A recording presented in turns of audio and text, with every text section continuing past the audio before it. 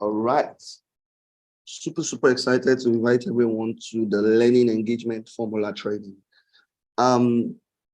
We know that COVID changed the dynamics of how the world should interact with learning. And over the years, in the last 2 years, a lot of people have struggled with online learning. A large chunk of the time, I hear people say, this online learning is safe and I'm not enjoying it. It's just there. I'm not really getting impacted. If you agree with me, if you had that sort of thing, also, you can drop a comment in the chat section. And the truth is, just like every other aspect of the world that we had to learn and adapt,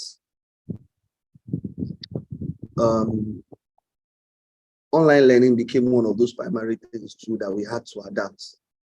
And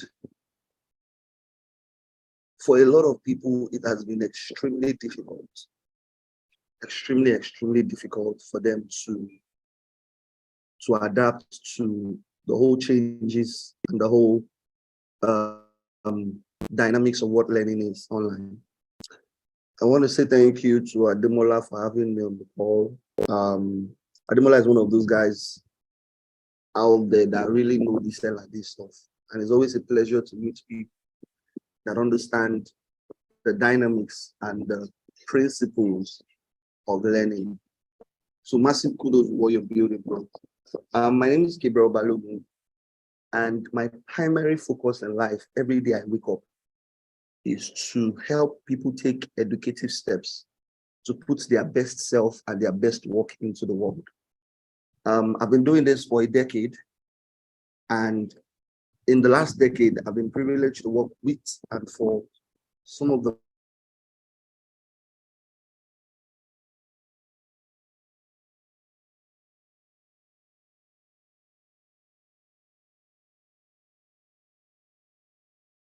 brands, some of the top brands. I worked primarily with Tricia Bees to manage our edtech. I worked at Joberman at one point. I've been able to work across various industries, and this has helped build my knowledge as regards how learning should be done across these industries.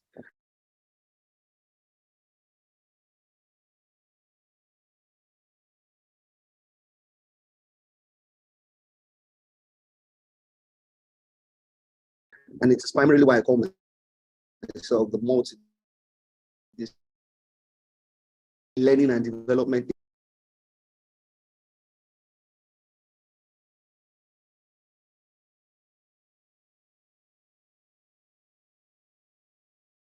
that you also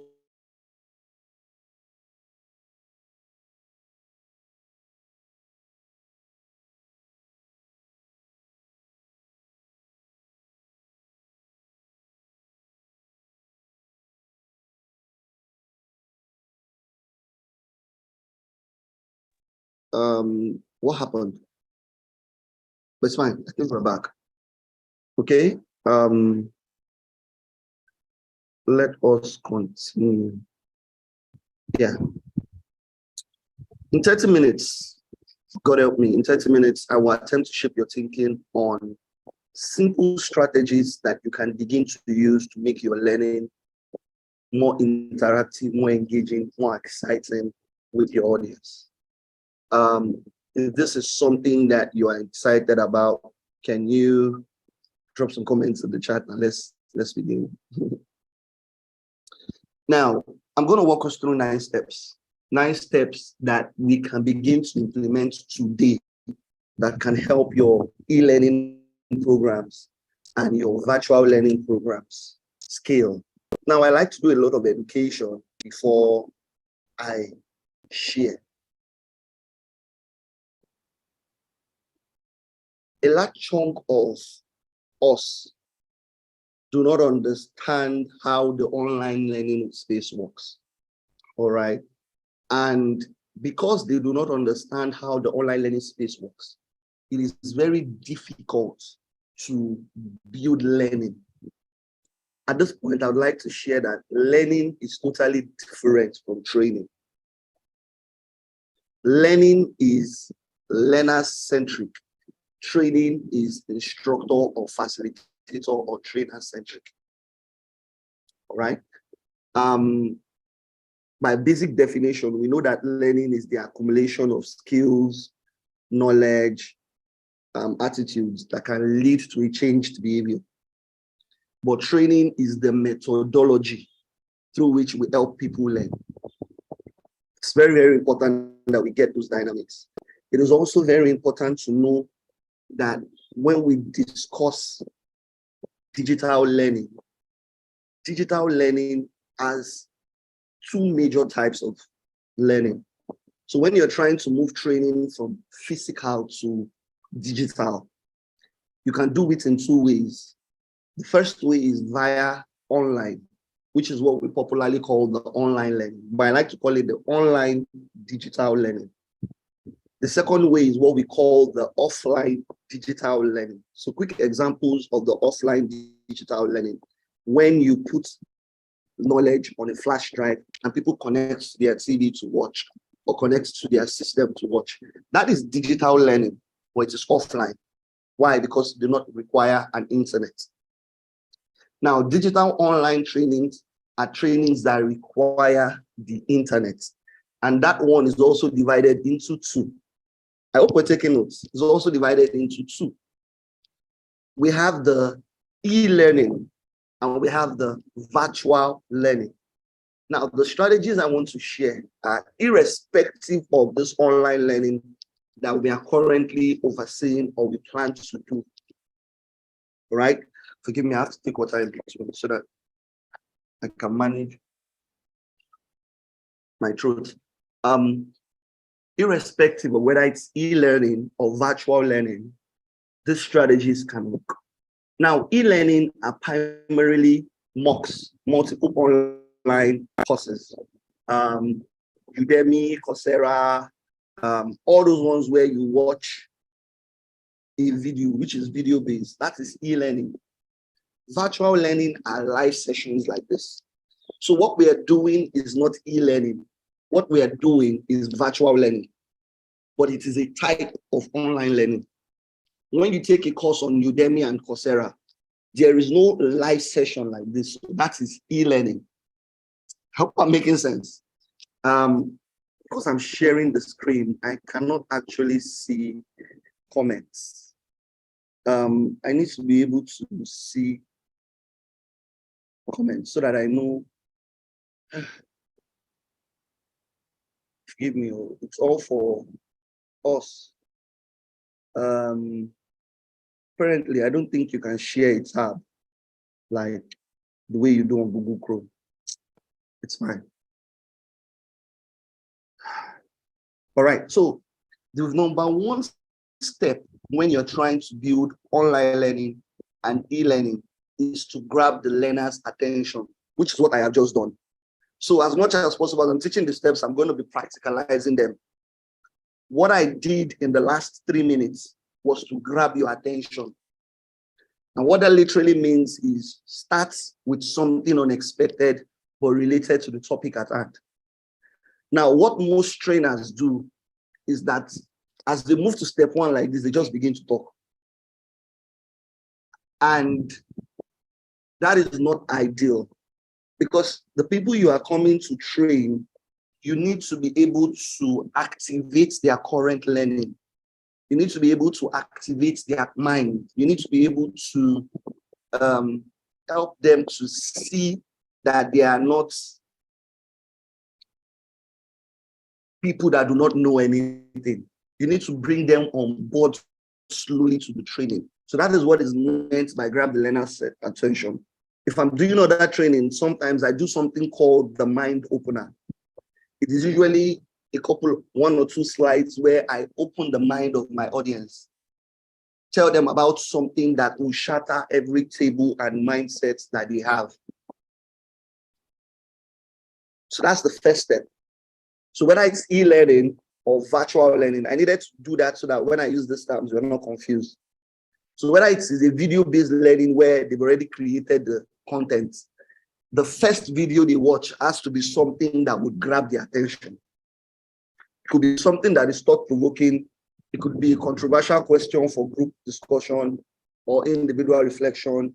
It could be an icebreaker, that type of activity, or relate an interesting, relevant tale, case study, newsworthy, whatever. The goal is you need to be able to catch their attention. That's the first step. Because when you get their attention and you're already making sense, or you're already forcing them to think, or they already feel like, wow, I didn't know this before and now I know it, even before your session begins, or at the very beginning of your session, you have indirectly set the tone for the learning period. So that's how you can go a whole day's training and people are not bored. People are not tired, because each part of it is an engagement. Right? The next thing is to explain the objective, which is also what I did before I started telling us about virtual learning and that. The goal of this session, like I said, is to help us build engagement with our learners. There is nothing as tiring and as boring and as exhaustive as teaching and people are not responding, which is why you see that I've been trying to get the charts to see what people are saying. It's very, very essential because people need to understand the context as to which what they are learning will work for them. So for instance, if I'm training sales guys, by the time I have caught their attention, the next step is for me to explain the objective of the training. And it will be something around, oh, you know how, so I could say a simple quote like, the customers would always associate the satisfaction of your product with the appearance of the salesperson. Now that will force them to think, and it will give me an opportunity to explain that it is not enough to just understand and have substance. It is also very important to have style. Because human beings are visual creatures. They see you first before they buy from you. So they have to buy into you before they buy your product. And explaining the objective, the goal is to help them see how this training they are going through would help shape what it is they are doing. Just like as I'm trying to say, as I'm explaining and I'm taking out time to teach, somewhere in our heads and notes, we are taking notes and knowing that, okay, after this, I need to be able to walk my team or my audience through what it is they'll be able to do at the end of the training session. It is primarily what we call learning objectives or learning outcomes. But as opposed to just reading, you know, in some trainings, you see this training, you will learn blah, blah, blah, blah. As opposed to doing that, you can walk them through it without even showing them. All right? And saying at the end of this training, you'll be able to speak to people. So one of the things we do at CMAT, founders of Money Points, is to open business accounts for businesses, give them payment options, credit facilities, and business tools. And one of the things that I do when I'm teaching the sales team is to let them see that at the end of this training, guys, you'll be able to talk to anybody because of the things that you've learned. And that's why there's a lot of role playing in my training, because people have to not go beyond virtual learning to practicalizing what they learned. All right. Now, the next step, I think I might make this, okay, the recording will be available so we can go through it. The third step is to stimulate the recall of prior learning. Your goal when you're doing this is to help learners see the connection between the lessons content and their existing knowledge by asking learners to discuss their pre-existing knowledge or experiences with the topic. Now, for some of us that maybe we are training human resource personnel, and at this stage, this is when you begin to ask them to either role play or even just a top of the head question. So if I was training human resource professionals, for instance, like this now, and maybe what I was training was performance management, one of the questions I would ask would be, how do you manage performance? And then allow people to talk. What I'm doing is step 3. I'm stimulating a recall of prior knowledge. So I'm forcing my HR practitioners that are listening to me to think deep about what they've done and how they do it before they learn how to do it from me. So let's practicalize it. Everybody on the call, can we state how we currently build engagements when we're trying to teach online? I'll be looking for the comments in the chats. So can we state, what do you do when you're trying to get your audience to follow you, when you're trying to ensure that the training is not just a boring training where you're just talking and people are not listening? What do you do?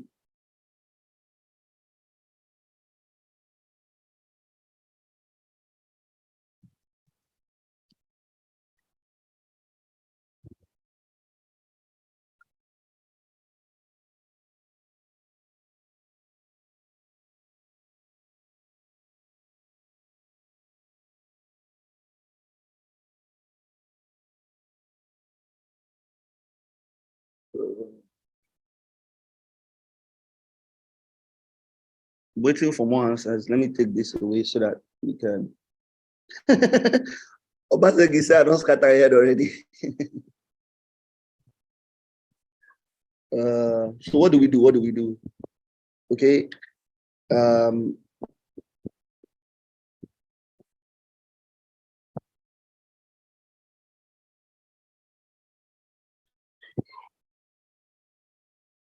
Oh, okay, Obaseki, I'll do it. Please remind me once we're done so that I can go through it again.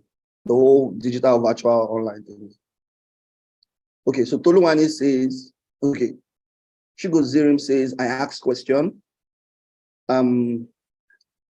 Munisola says, ask relevant questions. Okay. Toluwani says, remind them of why they are doing this in the first place. Okay. Basik says, meet them.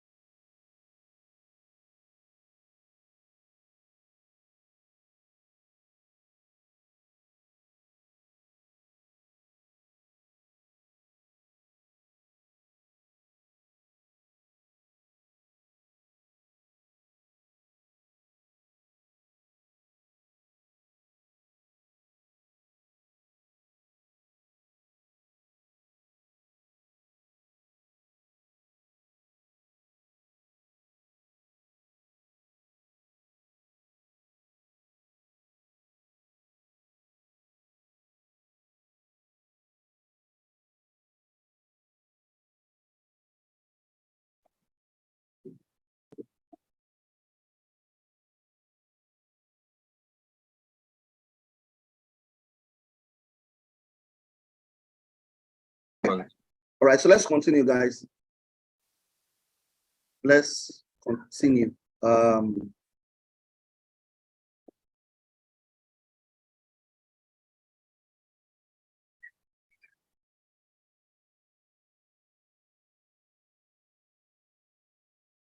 Now, the fourth step is to present the content.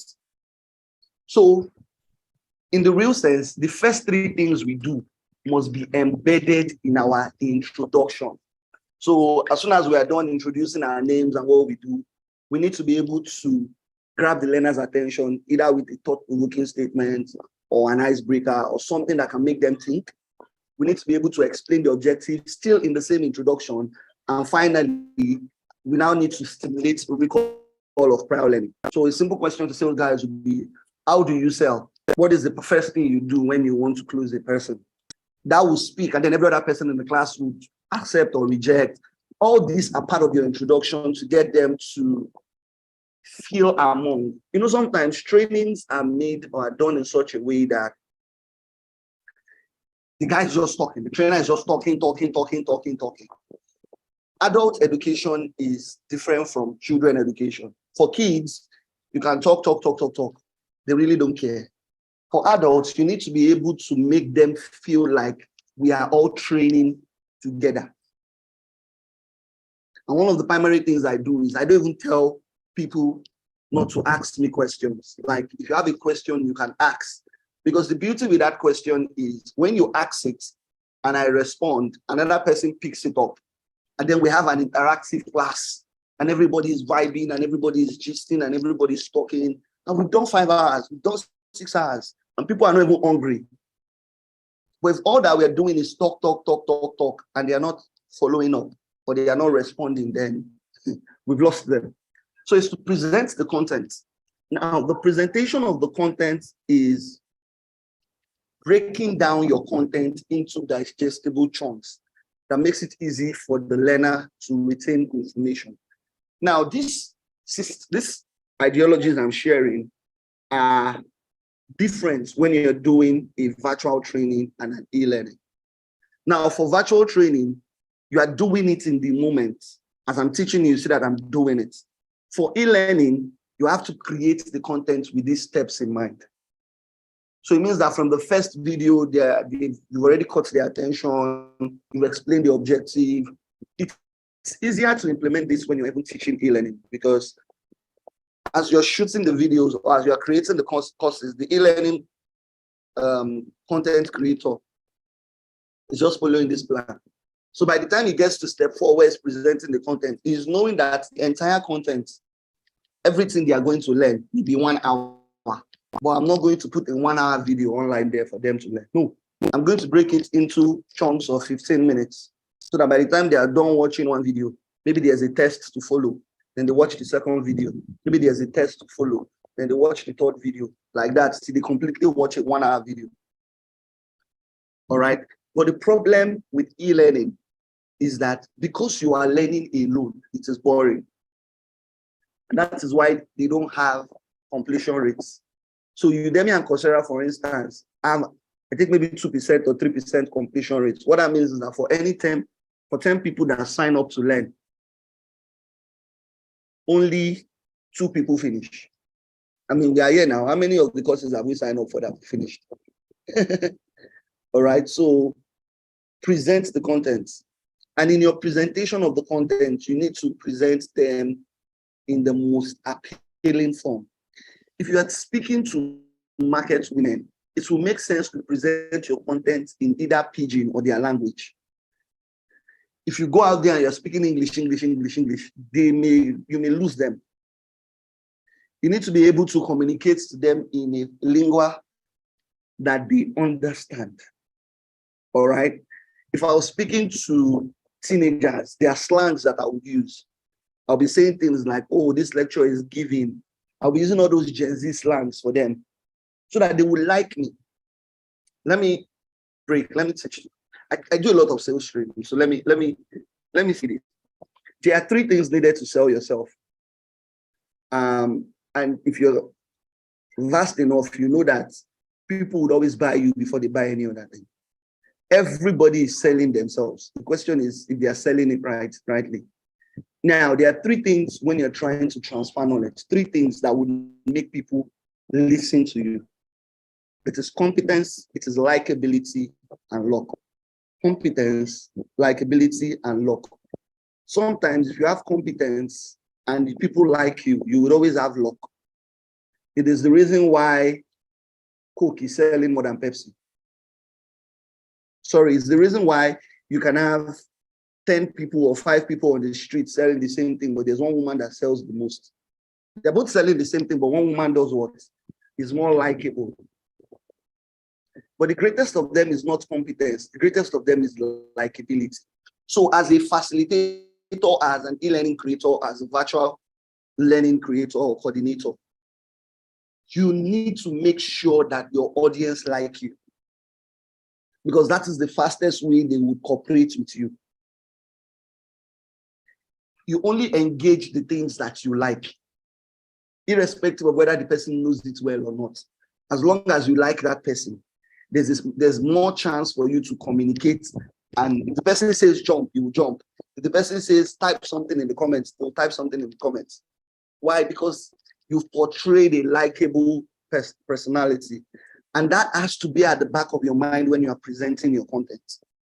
It is not just in the slides or in the videos. It is in the person that is delivering it. All right. And then the next thing is provide learning guidance. This is where a lot of learning and development professionals, they ignore this. So when I was at UTIVA as the academic director, one of the primary things I did was UTIVA, if you don't know UTIVA is one of the possibly one of the top university tech academies out of Africa, out of Nigeria and Africa, that is helping people transition into tech.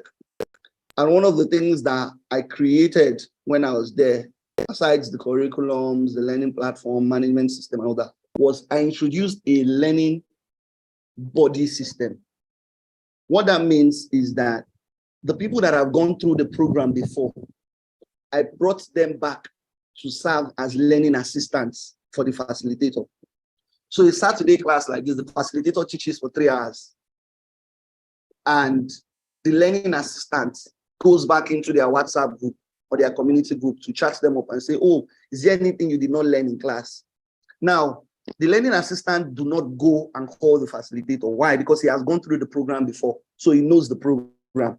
All he's doing is he's offering learning guidance to them. So when they have questions, oh, this Excel sheet, I don't remember how this guy did it. He shows them how to do it. He hosts mini session with them, apart from the general learning session. They called it, at UTIVA then we called it court captain. But it is something I try to do in all my trainings. For instance, on this call, Ademola is the learning assistant, is the one offering learning guidance. So if I go off the call, for instance, Ademola engages you. It is different from just being a coordinator. Now, because this is a one-time class, it might not be doing 100% of what it's supposed to do. But if this was a community where this specific training was going to happen 4 times, and this was 1 out of the 4 classes, at the end of this class, the job of the learning assistant is to go back to the group where they stay and chat them up. And say, how was class today? What was your take home from Gabriel's session? What did you learn the most? Is there any place you have concerns that I can assist you with? You understand? That is why we say that you have to provide extremely clear instructions about everything. So if I do physical training, I tell them that if your phone rings, it's 1,000 naira to the pocket of the organization. So if I'm training an organization, I appoint the class captain immediately. And I say, anybody phones that rings, collect 1,000 naira from the person. But even when we go on break, that person is responsible for calling the class together. That person is responsible for taking attendance.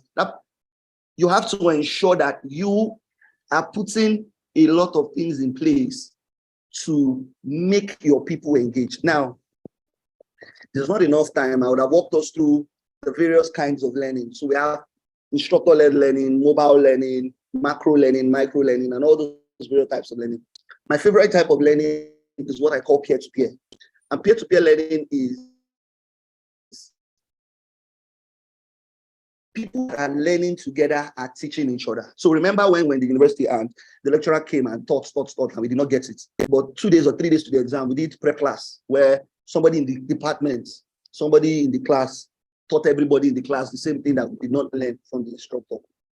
And we understood it better because it was our mates that was teaching us. That is what learning guidance does. It is best to always pick somebody in the class to coordinate the class. Why? Because it is a person like them and they will relate. There's no sense of authority that this person is my trainer. It is more of this one is my guy. So if he's doing it, I should be able to do it. All right. So when we say provide learning guidance, anything you can do to ensure that your learners learn better, learn faster, please put it in place. See, my voice has gone up. Me that I say my throat is failing me. So I want to take I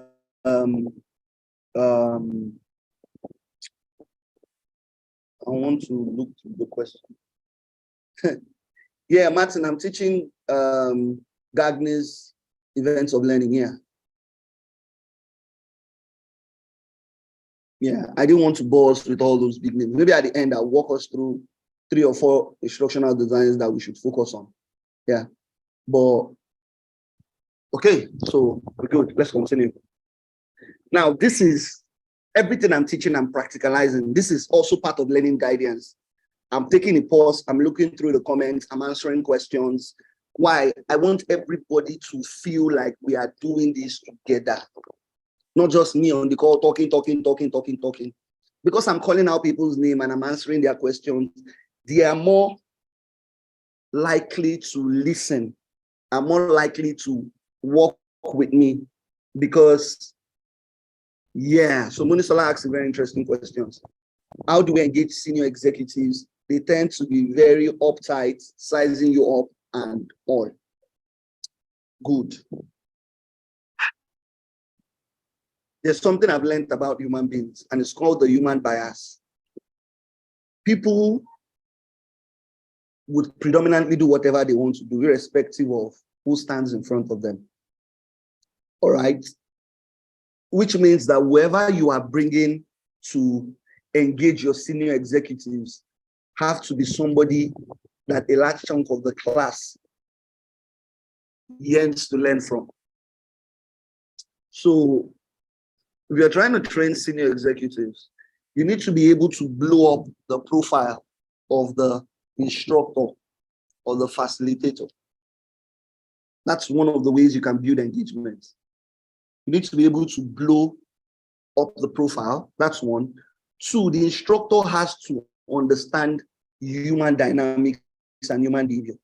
So from the beginning of the class, he has to start using humor. He has to do practically the things that we've taught. So he has to say something that will get their attention from the beginning. Because they are very uptight from, if you can't, one of my company, for instance, if you cannot, one of the company I work for instance, if you are talking to him and in 2 minutes, you cannot make a statement that catches his attention, he will zone out from that conversation and tell you to leave or tell you, we'll talk about this later.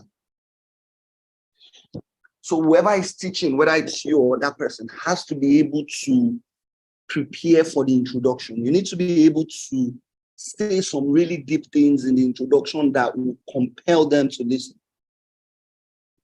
And then from there, it's just free flow. Which is why everything you do, I always tell people there is a way to start something, and there's also a way to end, especially when it comes to speaking. There's a way to begin any conversation, and there's a way to end any conversation. Check the best speakers in the world. There's always a thought-provoking statement they begin with. That compels you to listen. That compels you to think. That compels you to want to learn and hear every other things they are saying. All right, I hope I was able to answer your question. I was not sharing my screen. I'm going to share now. I was answering questions, so let's go back. All right, now, step 6 is to give your learners the opportunity to practice.